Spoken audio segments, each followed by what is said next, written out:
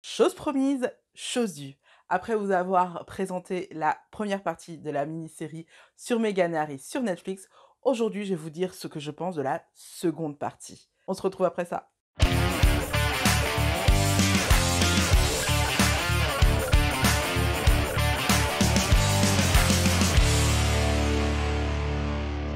Coucou mes cornes, je suis ravie de vous retrouver pour cette nouvelle vidéo. Cette vidéo, ce sera la seconde partie de la première vidéo que j'ai postée la semaine dernière sur la première partie de la série sur Meghan et Harry. De toute façon, je vous l'ai dit dans l'introduction, donc normalement vous avez capté l'idée, hein. Aujourd'hui, on va parler de la deuxième partie. Comment vous dire que cette fois-ci, j'ai écrit plein de notes pendant mon visionnage.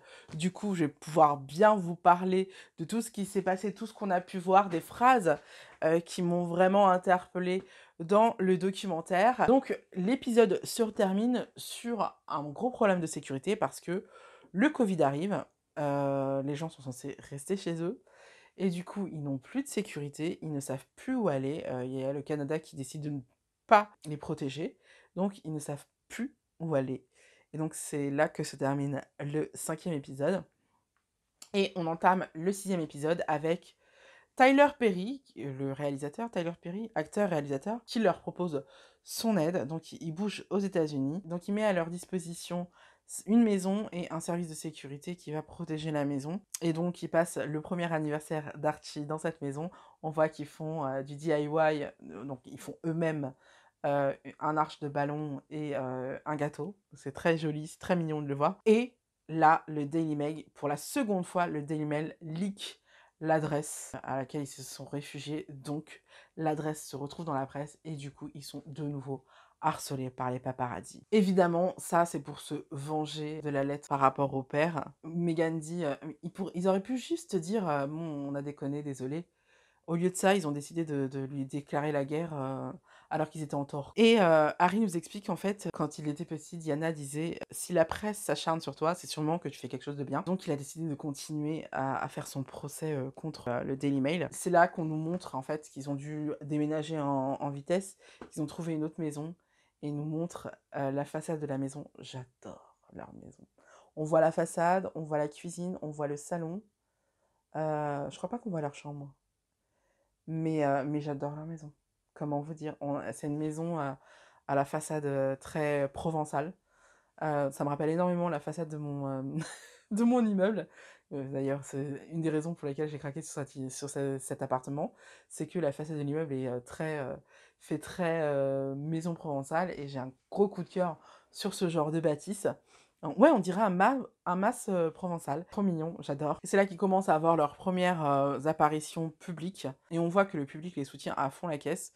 Et ils sont hyper émus la première fois, c'est trop beau à voir. Je suis pas sûre que les gens aient remarqué, mais nous on le voit en fait dans le documentaire. Et puis là, comme de par hasard, en plein bonheur, Meghan tombe enceinte. Hein, à savoir que Meghan était tombée enceinte en pleine pendant la lune de miel avec le Royaume-Uni. Donc Meghan tombe enceinte et garde l'enfant parce qu'elle nous a parlé de sa fausse couche aussi qu'elle a eue entre-temps. Et d'ailleurs Harry reproche beaucoup cette fausse couche au Daily Mail parce que il pense que c'est le stress qu'a créé ce procès qui a fait faire une fausse couche à Meghan, ce qui est possible, hein. On sait que le stress pour une femme enceinte c'est très très mauvais. Donc moi je leur jette pas la pierre d'avoir accusé ça. Évidemment, il le dit lui-même, il n'y a pas de preuve que c'est de leur faute et tout. Mais moi, en ayant vu ce qui s'est passé, en ayant été témoin de ce qui s'est passé, pour moi c'est clairement ça, quoi. Et moi je le crois volontiers personnellement. Donc là, Meghan tombe enceinte et on a l'interview chez Oprah Winfrey. Je dis bien qu'en fait, tout ce qu'on a dit dans l'interview a été occulté par la phrase qu'avait dit un membre de la famille royale par rapport à la couleur du bébé, qui s'inquiétait de la couleur du bébé. Alors, aujourd'hui, avec le recul, on sait qu'il y a un membre dernièrement qui s'est illustré dans la famille royale, qui s'est illustré par son racisme, c'est la marraine du prince William, qui était, en fait, il y avait une réception et il y avait une femme de couleur avec des locks et ces locks recouvraient son badge et en fait, elle a traversé la pièce sans demander l'autorisation ni rien. Elle a pris les locks de la personne, elle les a dégagés de son badge et elle lui a demandé d'où elle vient. Et la femme en question a répondu: «Je viens de Londres». «Oui, mais où vous venez?» et donc elle lui a dit du quartier d'où elle venait.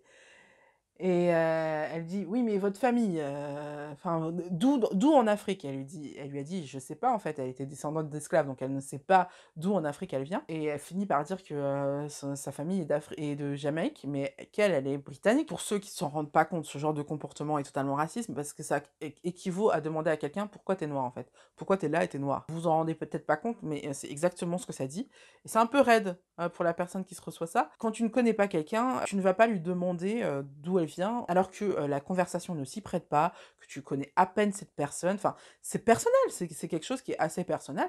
Tu ne vas pas demander aux gens, et les gens n'ont pas à se justifier d'où ils viennent et de leur couleur de peau, en fait. Donc voilà, et puis en plus, le fait de toucher ses cheveux et alors moi, tu me fais ça, mais en fait, tu même pas le temps de toucher mes cheveux, en vrai. Je te jure, hein, clairement, c'est pas possible. Surtout pour quelqu'un qui vient d'une famille royale, qui est censé être éduqué, tu ne touches pas les gens sans leur accord, surtout des gens que tu ne connais pas, quoi. Ça veut dire qu'en fait, c'était pas à sa place, et que tu te permets de mettre ça à sa... Attends, allô? Non, non, non, on touche pas les gens qu'on ne connaît pas, on touche pas les cheveux des gens, sans leur consentement. Et même quand on a leur consentement, en fait, même si tu me demandes si tu peux toucher mes cheveux, ça me saoule. À moins d'être mon mec ou ma maman, à la limite, ou alors ma meilleure amie, cherche pas à toucher mes cheveux, clairement. Ça va mal se passer. Et maintenant qu'on sait ça, je me demande si cette conversation, en fait, il l'a pas eue avec cette femme-là. Ce serait pas déconnant. Sachant que cette femme-là, c'est la BFF de Charles, hein, du roi Charles. C'est marrant parce que le lendemain de la diffusion du documentaire, en fait, Beyoncé envoie un texto à Meghan. Alors, Meghan et Beyoncé ne se connaissent pas, mais comme elles ont des amis communs, je pense qu'il y a une personne qui lui a donné le texto de Meghan. Voyez quoi. En fait, elles sont pas amies, hein. Bref.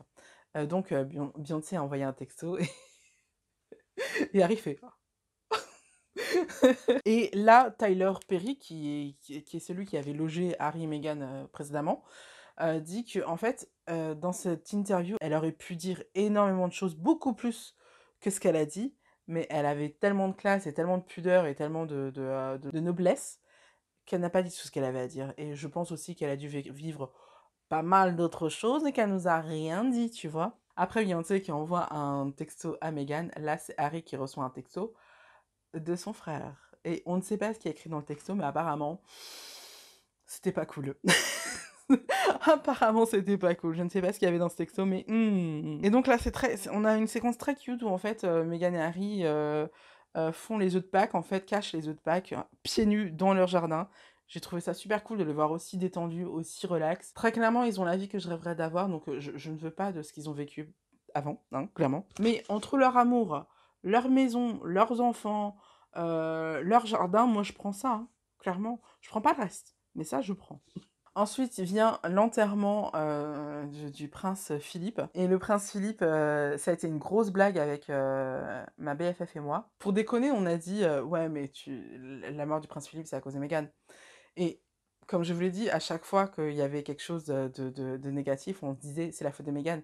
Sauf qu'en fait, le lendemain, on voit dans la presse que la presse britannique disait vraiment ça, quoi.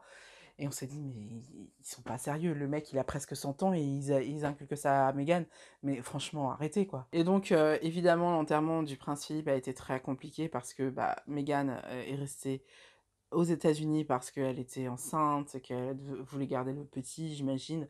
Et donc il y est allé tout seul et il s'est senti super seul avec les autres membres, notamment masculins, hein. Je pense à Charles et William. Voilà, ça a dû être très tendu. Et d'ailleurs, c'est pour ça qu'il n'est pas resté très très longtemps, hein, souvenez-vous. Et après ça, Harry retourne évidemment à Los Angeles et la petite Lilibet naît.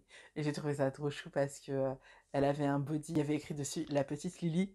Et je trouvais ça trop mignon. Et je me dis que c'est fou à quel point la France et le français font partie intégrante de cette famille royale. Je sais pas si vous voyez, mais par exemple, tous les enfants de Kate et William ont des noms français. Bon, George, ça peut être français et anglais, on est d'accord, mais Louis, on est clairement dans quelque chose de français. Charlotte aussi, on est clairement dans quelque chose de français. Je trouve que l'histoire de cette famille est très très liée à l'histoire de France, en fait, à la France en tout cas. Et bah, Diana d'ailleurs est morte en France, hein, elle est morte à Paris.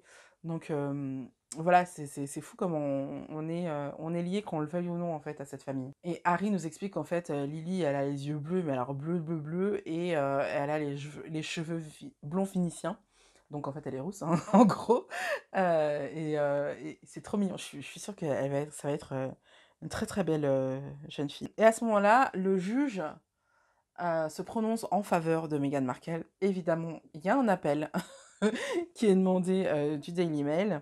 Et c'est là que un ancien assistant de William fait leaker un SMS que Meghan a envoyé qui la met en porte-à-faux par rapport à l'affaire concernée. Là, en fait, c'est une scène qui était prise par les caméras de Netflix dans le sens du documentaire. Et là, Meghan regarde Harry, elle lui dit, ça c'est ton frère. Jamais un ancien assistant de William aurait osé envoyer ce genre de contenu sans l'aval du frère. Apparemment, Meghan Markle pense qu'il y a un peu plus qu'un aval du frère.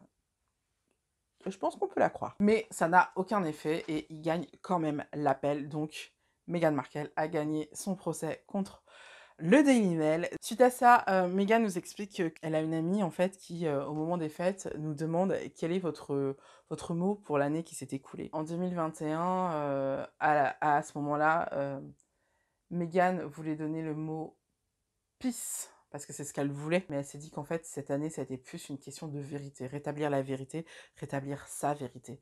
Donc c'était son mot de la fin de l'année 2021. Maintenant, son mot de la fin de l'année 2022, c'est paix, peace. Et là, on a des images du paradis que se sont créés Meghan et Harry, et ça donne grave envie. C'était mignon comme tout, c'était adorable. Et là, Meghan lit une lettre pour le prince. On se quitte avec cette lettre et avec les mots du prince Harry, où on lui demande s'il n'est pas super en colère contre sa famille, et qui dit que oui, il l'a été, mais que maintenant, il se concentre sur l'avenir. Et voilà, ça se finit sur ça. Et j'ai adoré. J'ai adoré le docu, j'ai adoré toute la série. Je vais me regarder ça avec grande impatience. Je vais déjà d'abord revoir les 3 derniers épisodes et après je me ferai la totale un autre jour, hein, évidemment. Parce que je suis pas non plus fan à ce point-là. Mais j'ai adoré, je trouvais ça génial. Franchement, le côté ouin-ouin, j'ai pas trouvé. Effectivement, il pleure à un moment donné, mais c'est parce que il relâche la pression, en fait, en gros, et que, mais en vrai, il pleure pas vraiment dans l'interview. À un moment donné, oui, Meghan a un trémolo dans la voix, mais en fait, ce qu'elle dit est assez poignant parce qu'elle dit, mais vous vous rendez compte qu'en fait, vous poussez des gens à avoir envie de me tuer, quoi. C'est quand même grave, hein. Oui, c'est grave. Des histoires fallacieuses parce qu'on voit que tout au long du documentaire, tout est déconstruit, quoi. Donc, et on va pas se mentir, le documentaire va pas empêcher les détracteurs de Meghan Markle de la détester parce qu'ils sont tellement dans cette haine que je pense qu'il y a rien qui pourra les faire changer d'avis, même si on leur fait comprendre en fait que ce qu'ils croient savoir d'elle n'est pas la réalité. Ils voudront pas en démordre. Et on le voit dans les commentaires par rapport à ce documentaire, hein. Toi qui disent ça pourra jamais le faire. Mais en tout cas, pour ceux qui ne savaient pas et pour ceux qui étaient neutres ou ils se rendront bien compte en fait qu'ils subissent un système et que en fait ils ont réagi comme beaucoup de personnes auraient réagi. Très clairement, moi j'aurais pris cette décision bien avant. Je pense qu'au moment où on me demande prosterne-toi devant la reine, salut!